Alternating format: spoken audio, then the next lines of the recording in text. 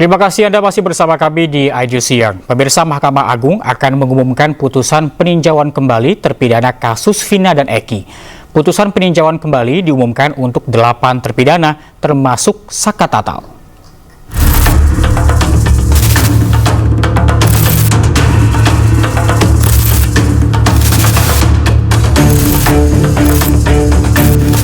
Sidang peninjauan kembali kasus pembunuhan Vina dan Eki ditempuh oleh 8 terpidana kasus Vina dan berakhir sejak Oktober lalu. Kedelapan terpidana yakni Jaya, Supriyanto, Eka Sandi, Hadi Saputro, Eko Ramdhani, Sudirman, Rivaldi Aditya Wardana, serta Saka Tatal. Berkas telah dikirimkan ke Mahkamah Agung pada 28 Oktober dan 1 November 2024. PN Kota Cirebon memastikan bahwa berkas telah lengkap. Dalam persidangan, para terpidana konsisten dengan argumentasinya bahwa mereka tidak pernah membunuh Vina dan Eki. Di hadapan majelis hakim, kuasa hukum terpidana pembunuhan Vina dan Eki menghadirkan sejumlah saksi ahli untuk turut mengungkap kebenaran kasus yang terjadi di Cirebon 2016 lalu. Saksi-saksi tersebut diantaranya adalah ahli pidana, ahli laka lantas, ahli kedokteran, ahli mata, dan juga 2 saksi fakta yang merupakan kuasa hukum terpidana kasus Vina di tahun 2016 dan 2017. Salah satu saksi yang dihadirkan adalah mantan Kabareskrim Polri, Komjen Purnawirawan Susno Duaji. Susno memastikan kematian Vina dan Eki disebabkan kecelakaan tunggal sesuai dengan penyelidikan awal Polres Cirebon. Selain Susno Duaji, sidang peninjauan kembali terpidana kasus pembunuhan Vina juga menghadirkan tokoh Jawa Barat Deddy Mulyadi dan psikolog forensik Reza Indragiri. Sementara berkas mantan terpidana Saka Tatal telah dikirimkan sejak bulan Agustus lalu. Saka Tatal telah keluar dari tahanan pada tahun 2020. Sebelumnya Saka divonis 8 tahun penjara karena saat ditangkap ia masih berusia 15 tahun atau di bawah umur. Tim Liputan, iNews melaporkan. Dan sudah bergabung bersama kami Saka Tatal, mantan terpidana kasus Vina dan Eki. Selamat siang, Saka. Selamat siang. Ya, Saka, gimana kabarnya? Alhamdulillah sehat. Alhamdulillah sehat ya.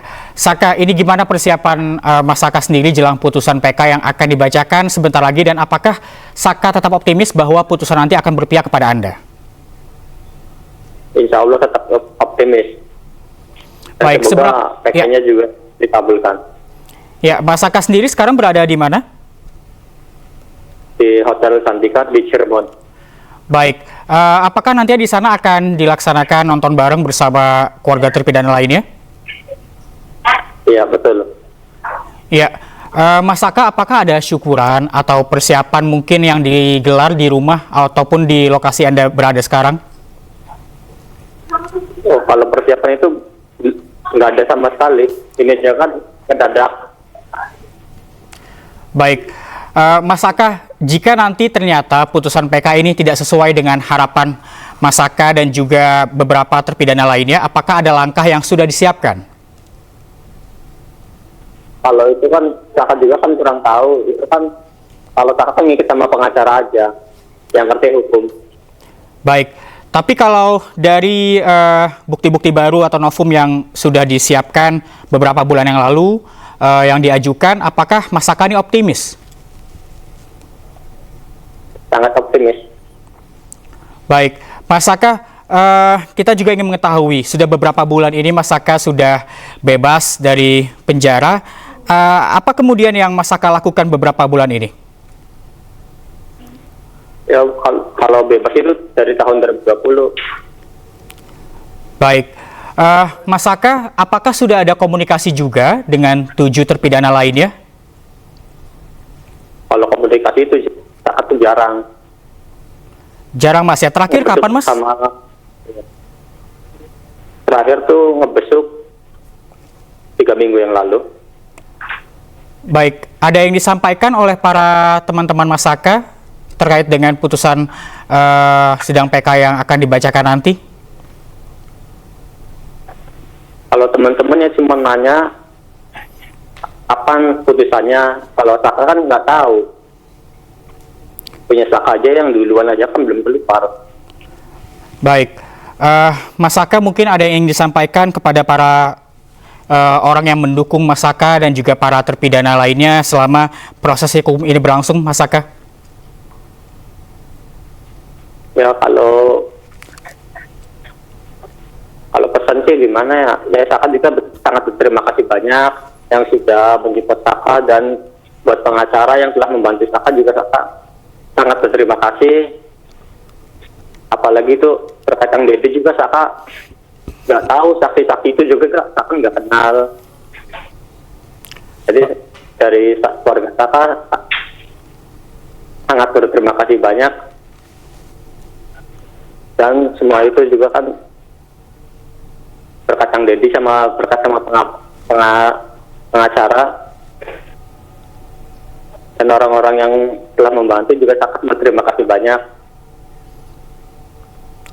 Baik, terima kasih Mas Saka Tatal. Kita nantikan sebentar lagi akan dibacakan putusan sidang PK Mas Saka Tatal dan juga 7 terpidana lainnya sebentar lagi, dan terima kasih. Selamat siang, salam sehat.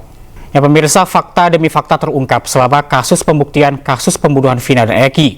Mulai dari bebasnya Peggy Setiawan dari status tersangka hingga Saka Tatal yang berani sumpah pocong dan mengajukan gugatan peninjauan kembali.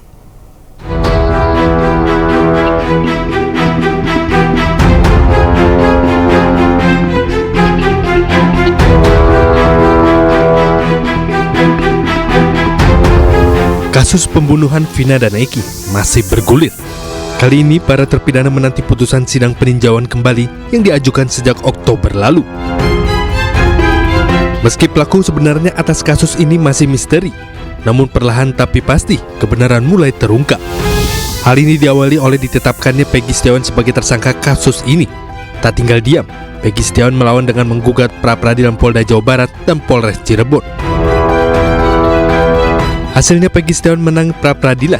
Pengadilan Negeri Cirebon memutuskan penetapan Peggy sebagai tersangka salah alamat. Selain Peggy Setiawan, mantan terpidana kasus Vina, Saka Tatal juga menuntut nama baiknya dipulihkan dalam peninjauan kembali. Bahkan Saka Tatal juga melakukan sumpah pocong secara terbuka untuk membuktikan keyakinan selama ini bahwa ia tidak terlibat sedikit pun dalam pembunuhan Vina dan Eki.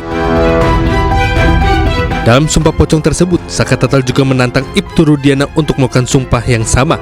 Namun Ibtu Rudiana tidak hadir dalam ritual tersebut. Sementara hari ini 8 terpidana kasus Vina menanti putusan sidang peninjauan kembali.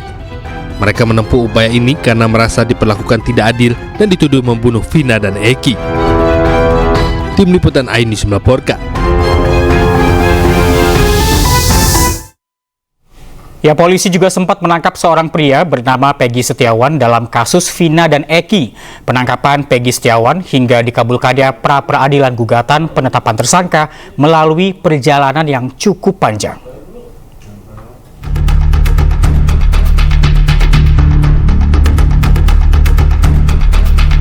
Senin 8 Juli 2024 menjadi hari yang bersejarah bagi Peggy Setiawan dan keluarga. Hakim Tunggal Pengadilan Negeri Bandung mengabulkan permohonan pra-peradilan Peggy Setiawan. Dalam amar putusan, majelis hakim menjatuhkan penetapan tersangka Peggy Setiawan tidak sah dan menyatakan surat penetapan tersangka batal demi hukum. Peggy Setiawan pun memperjuangkan haknya sebagai korban salah tangkap Polda Jabar, sekaligus meminta nama baiknya dipulihkan. Besaran ganti rugi material mempertimbangkan Peggy Setiawan yang mendekam di tahanan Polda Jabar selama 49 hari. Mulai dari menuntut ganti rugi karena 2 motornya sempat ditahan di Polda Jabar, hingga ia kehilangan uang bulanan sebagai kuli bangunan. Tim Liputan iNews melaporkan.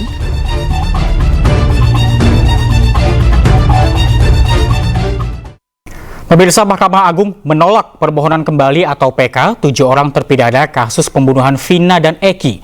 Ketujuh terpidana tetap dihukum penjara seumur hidup.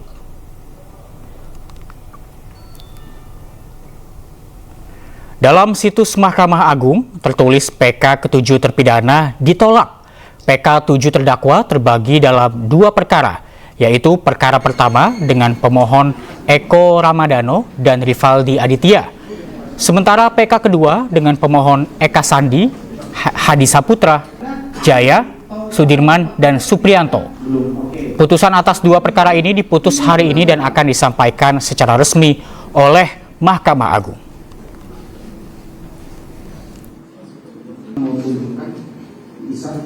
Ya, jangan lagi